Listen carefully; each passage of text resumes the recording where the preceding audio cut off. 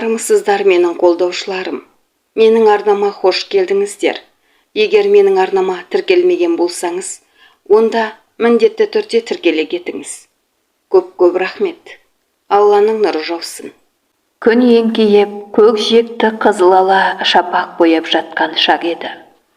Шиелі ауданындағы шағын мектептің алдында балалар улап-шулап тарай бастады.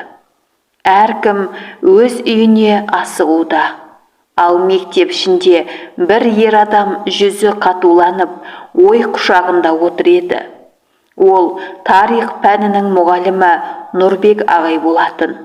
Нұрбек жастайынан білімге құштар, елдің алдында абыройлы болған азамат. Үнемі оқушыларын білімге баулып, үлкен армандарға жетелеуге тырысатын. Бірақ соңғы кезде оның мінезі өзгеріп, сабақта да, үйінде де ашуланшақ болып кеткенін әріптестері мен көршілері байқай бастаған еді.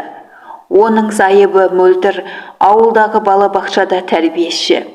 Үнемі күліп жүретін жайдары мінезді жас келіншек. Мөлдірдің мейірімділігі мен сымбаттылығы ауыл ішіне аңыздай тараған. Бірақ дәл осы қасиеттері Нұрбектің жанын жегідей жей бастағанды. Нұрбек күн өткен сайын күдікшіл болып, әйелінің әр қадамын аңдып, тіпті жұмысына да бірнеше мәрте ізінен жасырын еріп барған. Мөлдірдің әрбір еркін әрекетін теріс түсініп, соңы ауыр жанжалға ұласатын болған. Бүгінде сондай күндердің бірі еді. Мөлдір жұмыстан кешігіп келген. Балабақшада бір баланың ата-анасы кешігіп қалғандықтан Мөлдір оларды күтуге мәжбүр болған. Бірақ мұны Нұрбек түсінген жоқ. Ол үйге кірген бетте айқайға басты. «Кіммен жүрдің тағы?» деп өктем үнмен сұрады ол. «Нұрбек, түсінсейші, мен жұмыста болдым ғой» деп ақталып еді Мөлдір. «Жұмыста дейсің бе, әлде біреумен кездесіп келдің бе?» деп тағы да тілін безеді. Айқай-шудың арты ауыр сөздерге, кейін дене күшіне ұласты. Мөлдір қорғансыз күйде күйеуінің ашуының құрбаны болды. Көршілер бірдеңе сезсе де араласуға қорықты. Шиелі сияқты ауылда өзгенің ісіне килікпе деген түсінік әлі де басым еді. Осылайша бір кезде үлгі болған мұғалім ағайдың қызғаныштан көздері бітіп, сүйген жарын қорлауға дейін барғанын ешкім түсіне алмады. Ал Мөлдірдің жан дүниесі күн сайын сөнген шырақтай сөніп бара жатты. Сол түнде Мөлдір төсегінде көз іле алмады. Көңілі қаңырап бос қалғандай күй кешті. Әрбір ауыр сөз, әрбір ауыр қимыл жүрегін тілгілегендей болды. Нұрбек ұйықтап қалғанымен Мөлдірдің жанында тыныштық орнамады. Ертесіне Мөлдір ештеңе болмағандай таңғы ас әзірледі.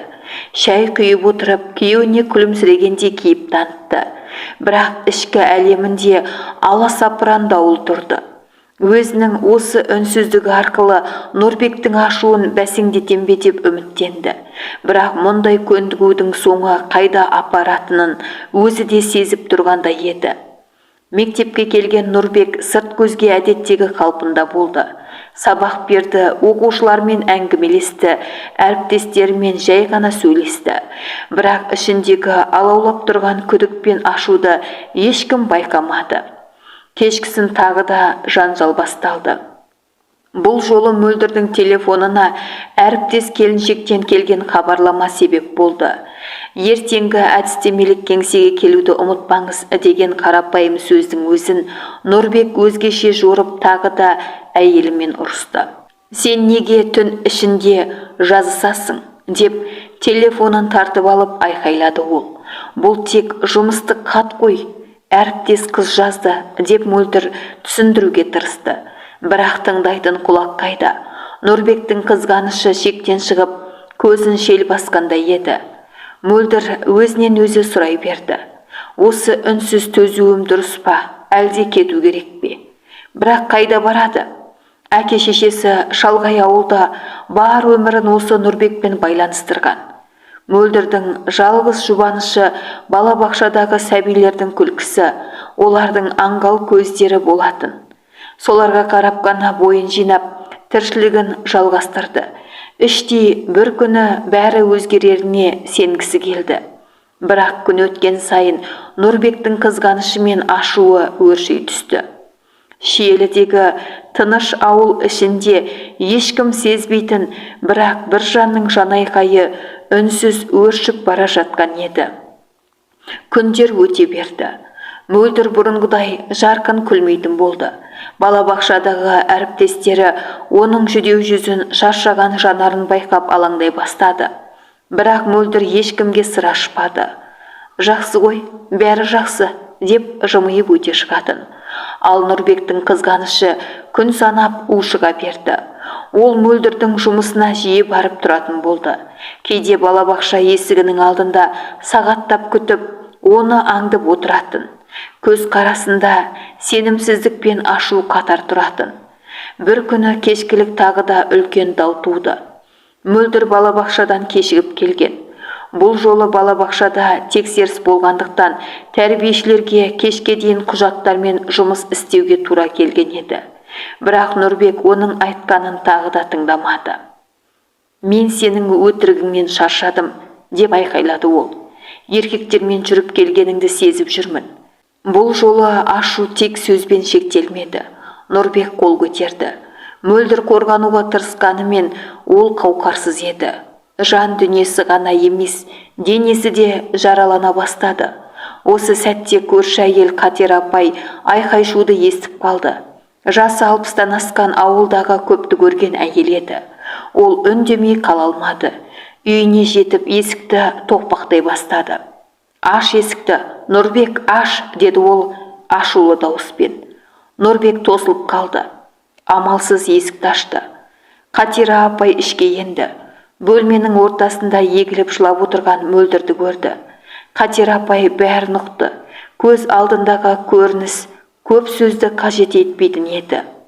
«Ұят емес пе саған, Нұрбек, мұғалімсің ғой», деді қатқыл үнмен. Нұрбек үндемей жерге қарады. Қатира апай Мөлдірді қолынан ұстап сыртқа алып шықты.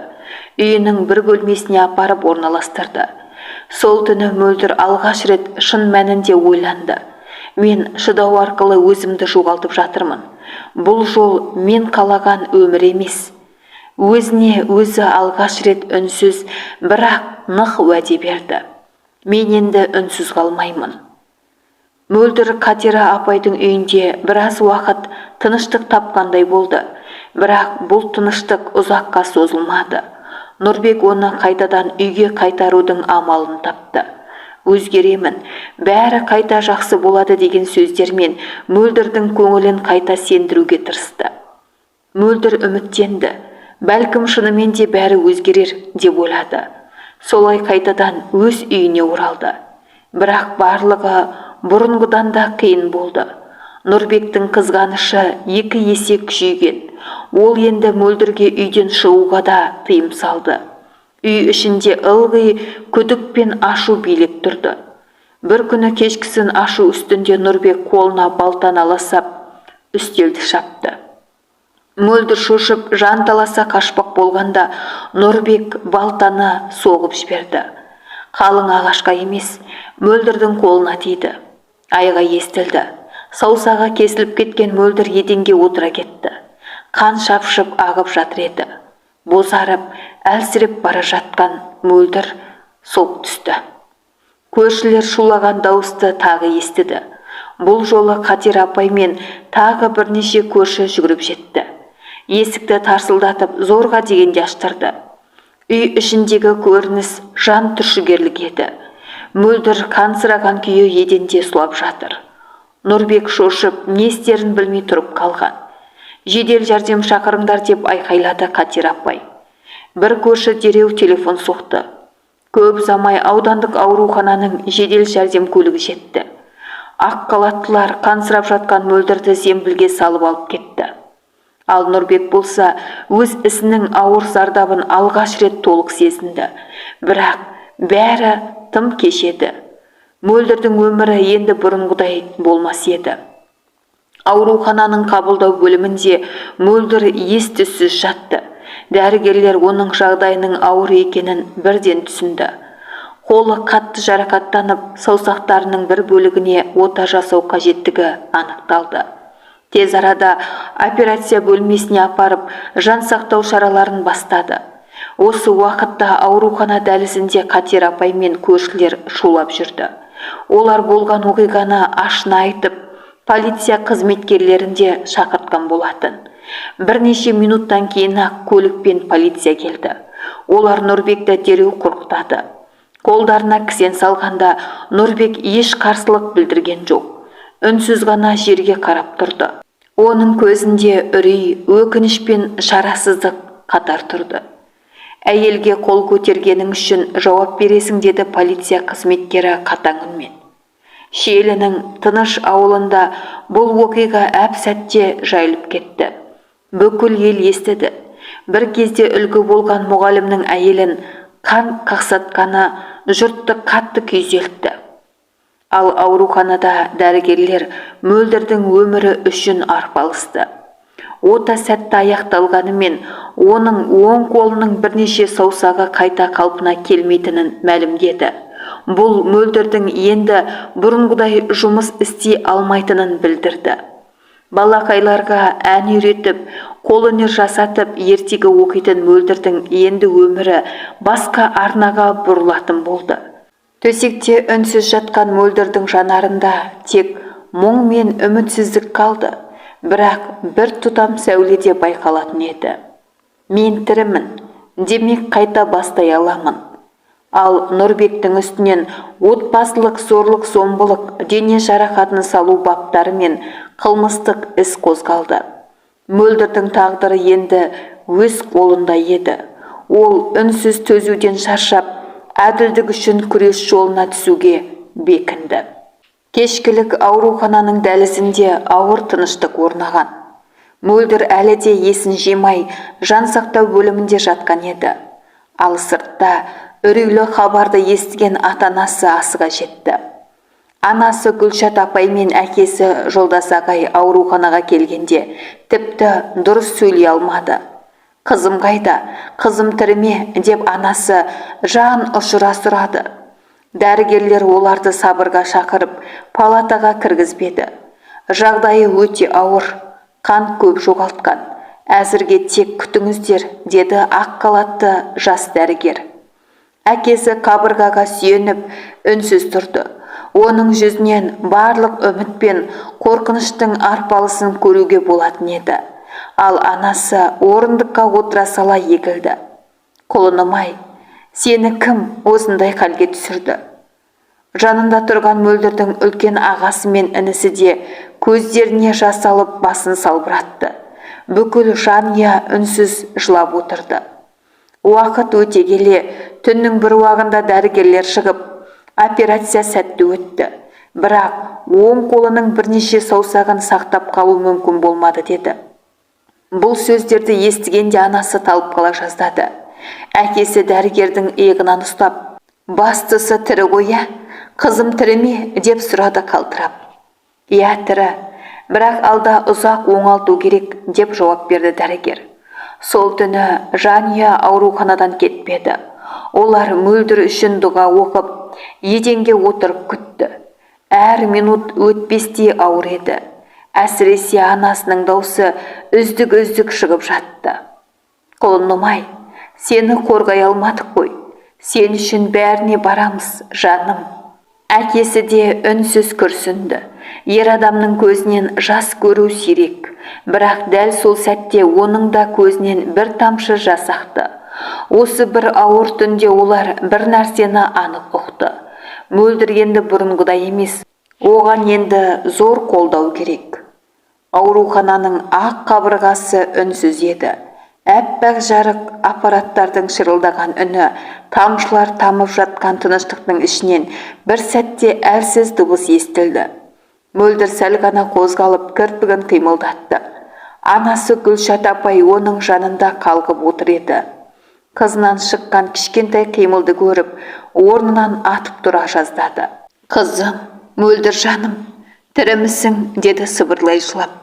Мөлдірдің ашықпаған еріндері әрең қозғалды. Көзінің ұшындағы жас тамшылап тұрды.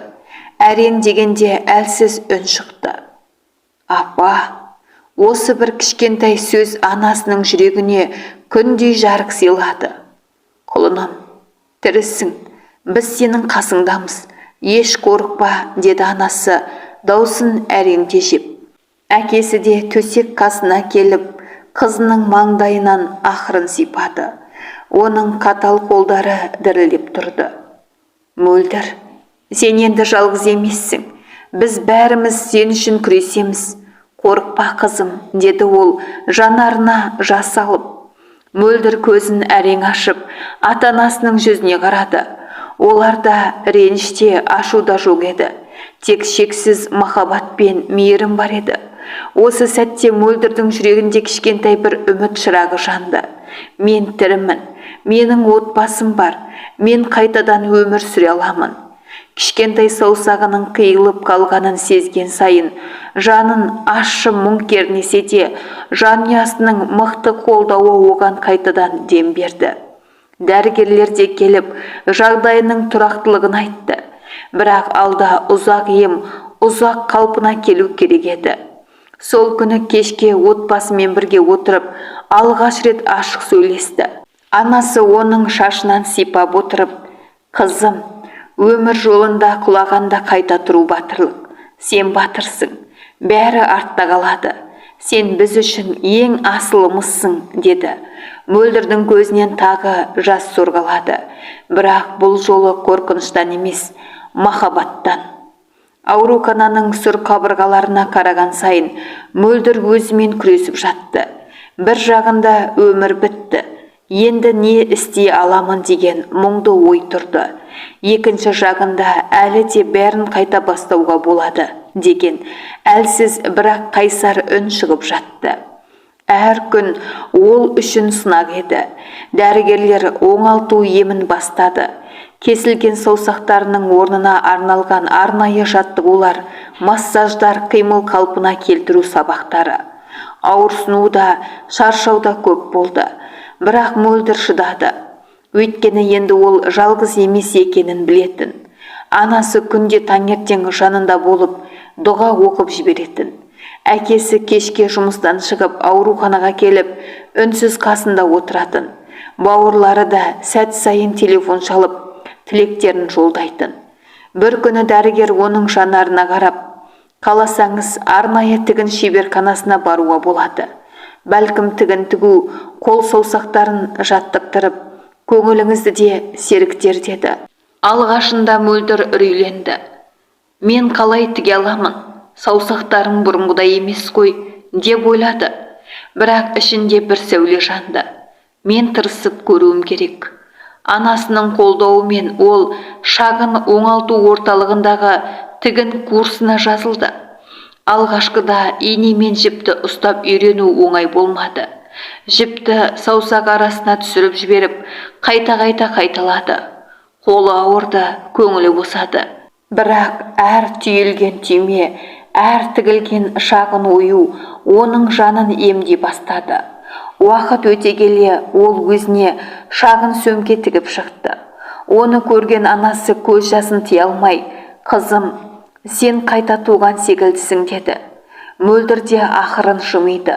Бұл оның жеңісі еді. Ол білген, өткеннің көлеңкесінде қалмайды. Қиындықтан өткен күннің өзін болашаққа деген үмітке айналдырады. Мөлдір аурухана төсегінде өмір үшін күресіп жатқанда, оның бұрынғы күйеуі Нұрлан да өз жазасын күтіп отырды.